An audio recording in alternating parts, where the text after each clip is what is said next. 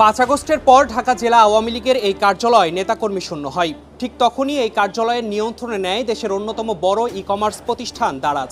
প্রশ্ন উঠেছে, কিভাবে বাণিজ্যিকভাবে ভাড়া দেওয়া হলো একটি দলীয় কার্যালয় এবং কিভাবে দারাজের মতো একটি প্রতিষ্ঠান দখলে নিল আওয়ামী লীগের এই কার্যালয়। ভাই, কিসের গাড়ি একটু বলবেন? কিসের গাড়ি?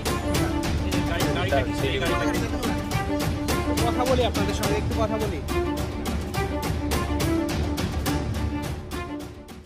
2023 সালের 3 জুন তেজগাঁও এলাকায় ঢাকা জেলা আওয়ামী লীগের এই কার্যালয়ের উদ্বোধন করেন দলটির সভাপতি ও সাবেক প্রধানমন্ত্রী শেখ হাসিনা।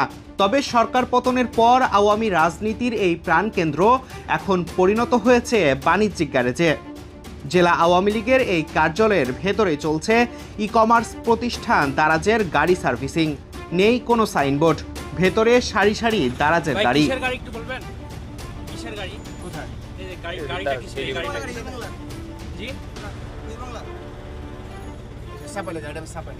দারাজের গাড়ি কোথায় থেকে আসছে একটু বলেন, আমরা তো জানি এটা। আমাদের তো ডিউটি চলে, এই চাক্কা নিতে আসছে, গাড়ি ঠিক করানোর জন্য। আমাদের কোম্পানি, দারাজ কোম্পানির গাড়ি। দারাজ কোম্পানির গাড়ি এখানে থাকে গাড়ি? না না, আমি কোয়ার্টার থেকে আসছি। আওয়ামী লীগ সরকারের পতনের আগে এই কার্যালয় থেকেই নেতাকর্মীরা ছাত্র আন্দোলন দমনের কৌশল নির্ধারণ করতেন। আজ সেখানে নেই চিরচেনা রাজনৈতিক আড্ডা। গোপনে ভাড়া দেওয়া হয়েছে জেলা আওয়ামী লীগের এই নিজস্ব কার্যালয়। আমরা প্রবেশ করতে চাইলে দেওয়া হয় বাধা। পরিচয় দেওয়ার পরে গেটে ঝুলানো হয় অতিরিক্ত তালা।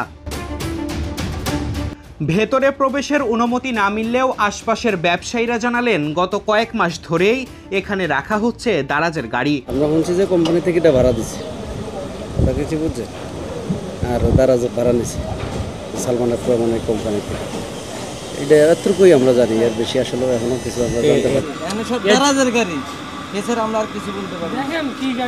দারাজের গাড়ি, কিন্তু আপনারা দেখে তো গেট খুলতেছে না, কেন আমি কইতে পারি না। দারাজের লোক না, আমি না দারাজের লোক। আবার চেষ্টা করি ভেতরে ঢোকার। এবার হাতে ধরিয়ে দেওয়া হয় একটি চিরকুট, লিখে দেওয়া হয় একটি ফোন নম্বর। সেই নম্বরে যোগাযোগ করলে জানানো হয় ভবনটি 5 মাস আগে ভাড়া নিয়েছে দারাজ, আর সেই ভাড়া দিয়েছে ব্যাক্সিমকো গ্রুপ। যেহেতু আমাদের পার্কিং স্পেস, আমরা এটা আসলে রেন্ট নিয়েছি, তো এখানে আসলে ছবি তুলবে এটা আপনারা ব্যাক্সিমকো থেকে আপনারা কতদিন আগে ভাড়া নিয়েছেন? এইটা আমরা ভাড়া নিয়েছি প্রায় 4-5 মাস হবে। কত ভাড়া, মানে কত ভাড়ায় নিয়েছেন?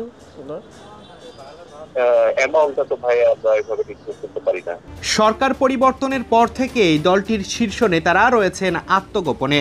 ফলে কার্যালয়ের বিষয়ে কারো পক্ষ থেকে আনুষ্ঠানিক কোনো বক্তব্য মেলেনি। তবে এ প্রসঙ্গে তেজগাঁও থানা পুলিশ জানিয়েছে, নম্বর হলো যে কোথায় আওয়ামী লীগের অফিস, এটা আমার নলেজেই নাই। এক, দুই হলো দারাজের নিচে সেটা আমি জানি না। আচ্ছা, কেউ আমাদেরকে ইনফর্মও করে নাই। তারেক রহমান, বাংলাদেশ টাইমস, ঢাকা।